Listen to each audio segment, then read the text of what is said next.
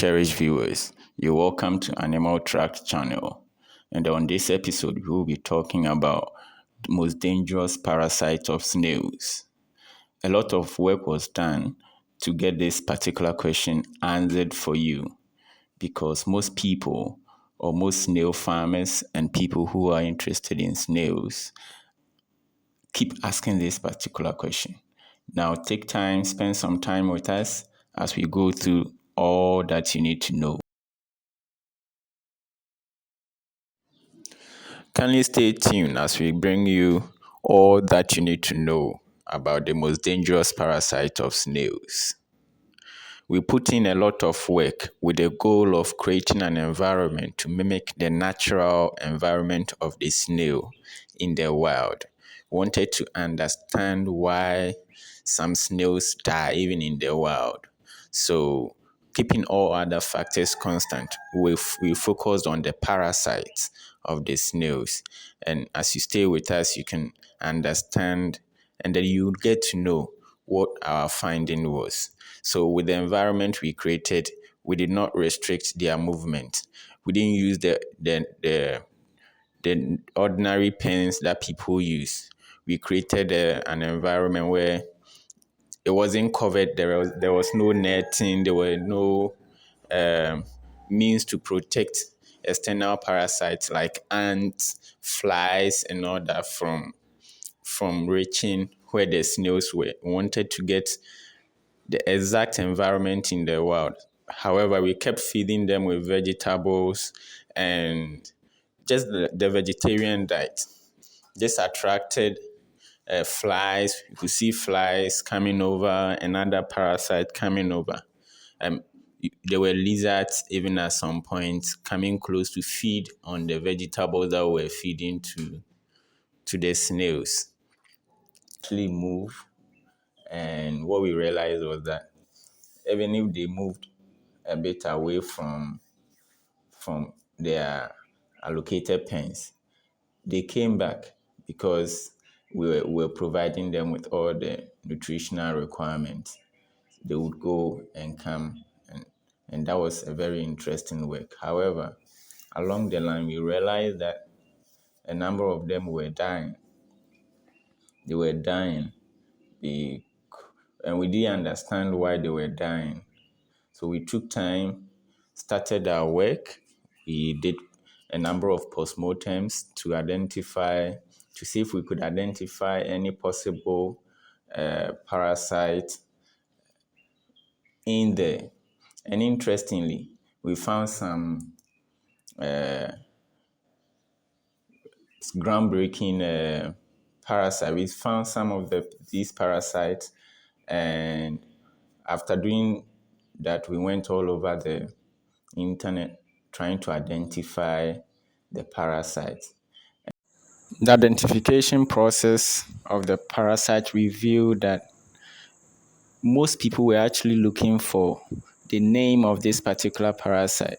They had seen this parasite kill some snails and they wanted to know what that parasite is.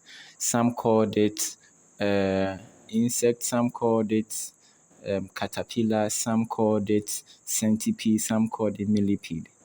Now, in this particular video, we are going to identify properly this particular parasite for you, what they are, their life cycle, and then also help you to understand and know how best to control these parasites in your farm and how in the first place to avoid them coming into your farms. Throughout this video, I have shown you dead snails with this caterpillar looking like organism with a black head and a whitish grayish body. This is a typical larvae of false firefly beetle that we see. You can see a clear resemblance between this image and what we saw in the parasite we saw in the dead snails as seen earlier on. In this particular image is the adult female false firefly beetle that is attached to a snail. This particular female is trying to seize this snail, paralyze it, and then feed on it. And what they actually do is that after they identify their prey, they inject uh, enzymes that paralyze and then digest the tissues of the snail, and then they enter. Some even digest the shells, and then they enter the snail and then eat the snail up. This is another example of the adult female trying to feed a snail, feed on a snail. Now, looking at this particular image, which is the adult male false firefly, the male and the female look very different.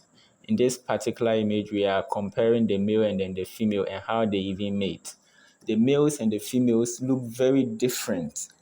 They look very, very different. They are not the same. And then it is recorded that the males don't normally feed.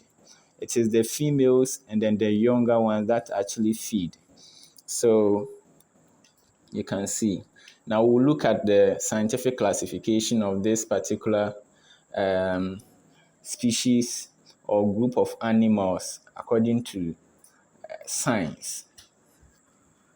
So according to Wikipedia, we're looking at the scientific classification of the false firefly beetle. The kingdom it belongs to is Animalia. The phylum is Arthropoda.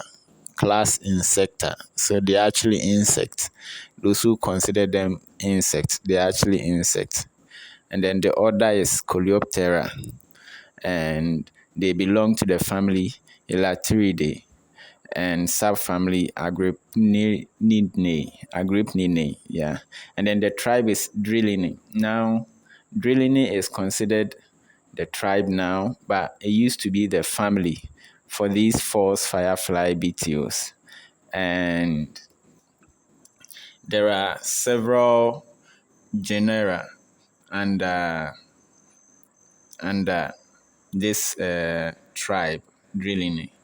However, what we are interested in and what is common in most parts of Africa and Europe is the Drilini or Drilus. In western part of Africa, the Drilus conconor is the commonest that you find here. There are other ones like the Drilus olivia and others. So that is the scientific classification for that. Now, let's look at their life cycle. With the life cycle, like we showed earlier on, the male will mate with the female, and then the female, after mating with the male, would go feed heavily on snails, of course.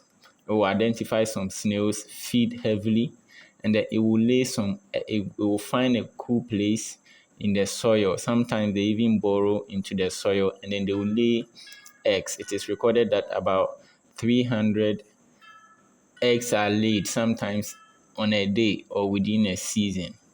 When these eggs are laid, the eggs would hatch. Once the eggs hatch into the larvae quickly identify their new host or prey, which is snail.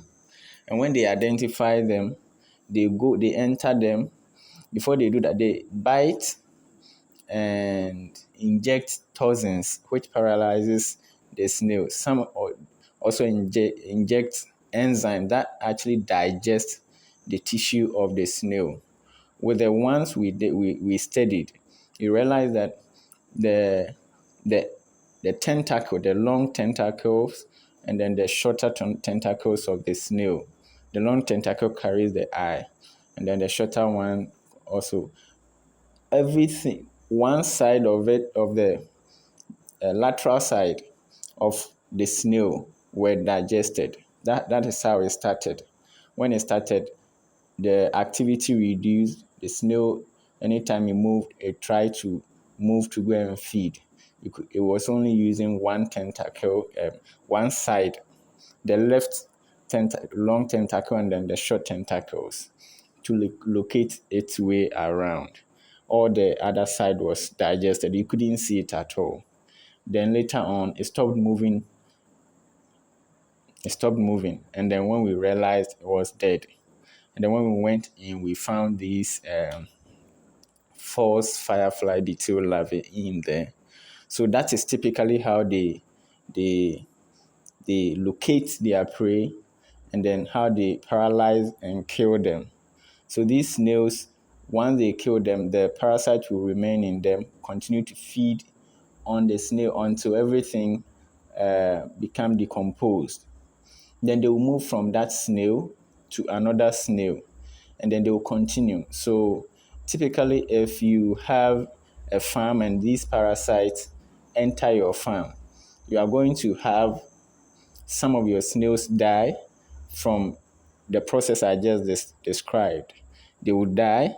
After that, if you are not careful and you don't dispose them properly, they will move after digesting that. They will move from that snail to another snail, and then you continue to get mortalities like that.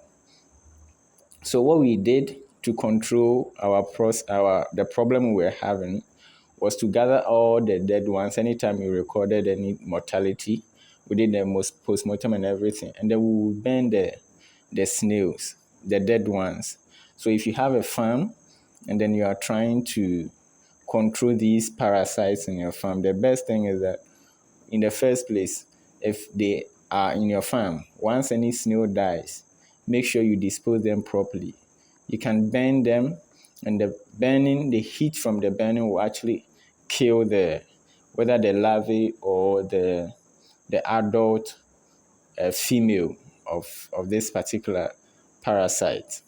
Also, you may never know, wherever you're obtaining your sand from, these parasites might have laid their eggs in. That is why it is very important to heat the soil before you put them in your pen. It is very, very, very important. Even aside from these parasites, there are other possible parasites that might have their eggs laid in the soil.